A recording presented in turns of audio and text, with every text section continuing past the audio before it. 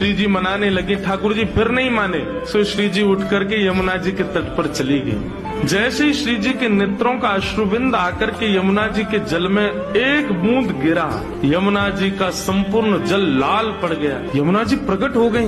हे श्यामाजू, आपको किसने विरह दिया? इतनी वेदना आपके हृदय में हो रही है। अभी आपके अश्रुबिंद का ताप इतना था, इतना ताप तो हमारे भैया यमराज नहीं देते किसी को नरक में, जितना ताप में आप हो इस वक्त। आप बताइए तो सही, किसने दिया आपको ये? श्री जी थोड़े भाव में बोली, तुम्हारे श्याम सुंदर मान करके बैठे 3 दिन हो गए, रीझ ही नहीं रहे। यमुना जी बोली, हाँ श्री जी को श्रम करा रहे? रुको मैं बताऊं इन्हें। तो यमुना जी गई महाराज, और ठाकुर जी जैसी पीताम्बरी, ठाकुर जी जैसा श्रृंगार, ठाकुर जी जैसा मुकुट, ठाकुर जी जैसे बिल्कुल कानों में कुंडल और श्रृंगार करके जैसे ही यमुना जी आई, श्री जी देख कर, अरे श्याम सुंदर आप मान गए? यमुना जी बोली, हम श्याम सुंदर नहीं है, हम यमुना जी हैं। अरे आप तो बिल्कुल श्याम सुंदर जैसी लग रही हो।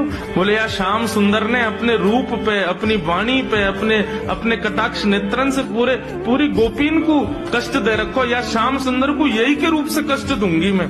आप यहीं बैठी रही हो राधा रानी, मैं अभी जाऊं। और यमुना जी श्याम सुंदर को रूप धारण करके यमुना जी जा रही हैं। ठाकुर जी मान करके बैठे। सोई बगल से यमुना जी निकलने लगी। नूपुरों की आवाज जैसे छमछम आई तो ठाकुर जी बोले, ये तो हमारे नूपुरन की आवाज है, हम तो यहीं बैठे हैं, ये आवाज कहाँ से आ रही है? और जैसे ही ठाकुर जी ने पीछे देखा, श्याम सुंदर विचरण कर रहे हैं। ठाकुर जी बोले, जे कौन है? ठाकुर जी कहे, ओ भैया, कौन हो भैया तुम? यमुना जी बोली, हम श्याम सुंदर। ठाकुर जी बोले, श्याम सुंदर तो हम हैं। बोले, तुम नकली भेलू पिया, असली हम हैं।